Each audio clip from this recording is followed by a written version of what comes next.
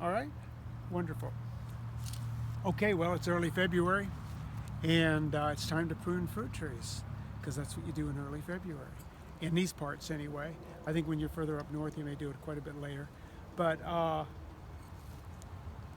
we're going to look at this tree and we're going to look at a few others. But first of all, the reason why you prune fruit trees in early February is because you want to get them when they're still dormant, which means the sap's not flowing, and you want to get them before they bud out. You also want to do it late in the winter because if you do it early in the winter and they're already dormant, and then we get a heavy frost, which we've had a couple of, there's a tendency for the cold to get into the openings the wounds you've created, and it can do a lot of damage. So you want to do it while they're still dormant, but when the chance of really heavy frost is over, which is around now. So we're going to look at this tree. This is a King David apple. So come on over here, and I'm gonna have you just stand over here. I'm gonna stand, and I'm gonna go around the tree, and we're gonna look at this tree. But you just right there. So the first thing you want to do is you want to walk around the tree and try to get a perspective. It's good to look at the tree from different angles so you can kind of get an idea. The objective for pruning trees is there's a couple different reasons why you prune a tree or what it is you want to accomplish when you prune a tree. The primary thing is you want to open the tree up. You want to look up in here and look at all this jumbled mess. This is what's happened over the course of the year. We've had a lot of rain, and so what you want to do is open the tree up so sun and air can penetrate into the tree. This is how you discourage diseases and insects. You want to open the tree up and allow airflow and allow sunlight. The other thing you want to do is cut out any kind of damage, diseases, so on and so forth. And then you're creating a balance. And this tree's got a pretty good balance to it. It's kind of round, which is what I'm shooting for. Now, if you want your trees to grow up, you cut the lateral branches, and that will stimulate them to grow up. If you cut the tips up there, then you'll trim the auxin hormone, and that'll cause lateral growth. This is true with most all plants. If you come in here, and I want to show you what some kind of stuff you want to cut out. So all this kind of stuff right here, I've cut some of these off, but see this stuff right here? These are suckers, water suckers. They serve no purpose. So, you want to get them out of there. Anything that's growing lateral up the tree like this. Here's another one. You want to get this out of here. These don't do anything. They're not going to provide fruit for you. Anything like that. So, and then when you get up into the tree, I'll have to get up on a ladder and get up there and open up all these branches that are intermixed, that are tangled, branches that are growing together, that cross over. They need to go. There's some more suckers. See, that's good to come out. And this is a wonderful old King David, so you want to take care of it. It's done well. It's provided for me. There's another sucker. See, that can come out. That's not going to do anything for you. All this stuff. Now, I want to go up and look at some of these other trees. Come on up here. We're going to follow up the line, and we're going to look at some of these other trees and see how they've been trained and what's going on and how they've been beneficial. These are various apples. It's a Freedom and Liberty. This is a nice tree right here. This is a Williams Pride, and you can see by looking at the base how I've used spreaders to get the tree to grow out away from the main trunk. That's what you want to try to go for. That's your objective. And in doing so, I've got these branches to go out and away from the main trunk. And I've done that using spreaders when they were younger, when the tree was younger. If we come up here, we can look at some trees. No, right up here. We can look at some examples of using spreaders. This is a tree that was just recently pruned. No, that tree, no. Right up here. This tree has already been pruned. It was pruned just yesterday.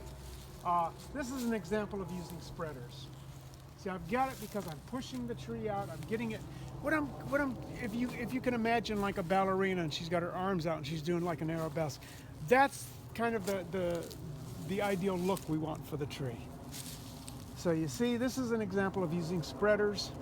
Push the branches out, you get them to grow out, and then you'll get the same look that the other trees down there, that second tree I showed you, the Weymouth Pride. The other thing to do is these trees get tall. Like look at this pear tree. These are keepers. That's awfully tall. You know, the question is, do you want to get way up there to pick fruit? So see up here, I've trimmed this tree down. I need to trim a little bit over on this side, but I'm knocking it down because it's just a lot more accessible. I mean, I'm still going to have to either get up on a ladder or get a pruning basket, get a stick with a basket on it and pull the fruit off. But I don't want to climb, you know, way up there, you know, to go after the tree. Here's another example of some spreaders. Now the thing too about pruning a tree is that when you're pruning it, you know, stop, step back, take a look at the tree, see what you've done.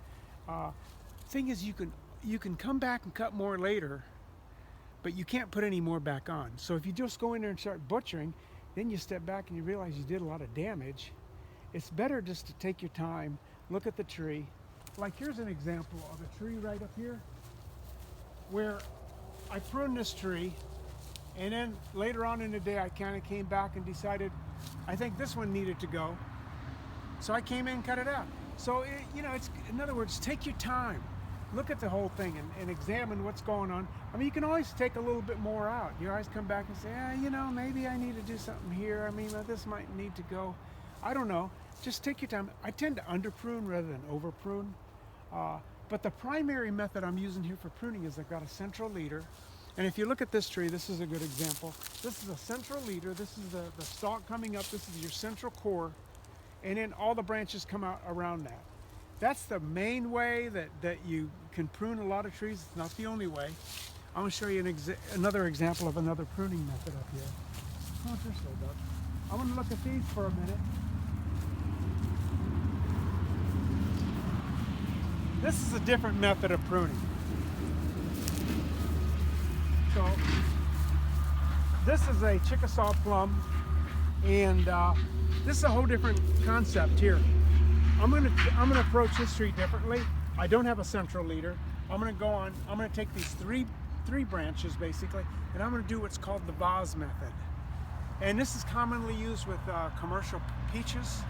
They keep them short. They do this opening, there's complete opening in the center. And that's what I'm gonna go for here. These Chickasaw plums are real easy to grow. And if you look, you can see they're already getting ready to bud out. We're gonna go look at the other one over there. But they're on the verge of budding out because the weather's been erratic. You know, it was in the low 20s last week. Let's come through this pergola. These are kiwis. This is a whole different thing. Whole different pruning. We're not gonna get into that. But you can see this one here. I put a spreader in here because I've got basically 4 branches I'm gonna work with. And so I'm gonna create this opening in the center, and that's where I'm gonna go with the pruning on this one. So no central leader. This will work really well. What do you got here? 8 minutes. Okay, so that's it. You know, the concept of pruning, it's real basic. It's real simple. You need a couple basic tools. You need a good pair of loppers. You need a good pair of secateurs.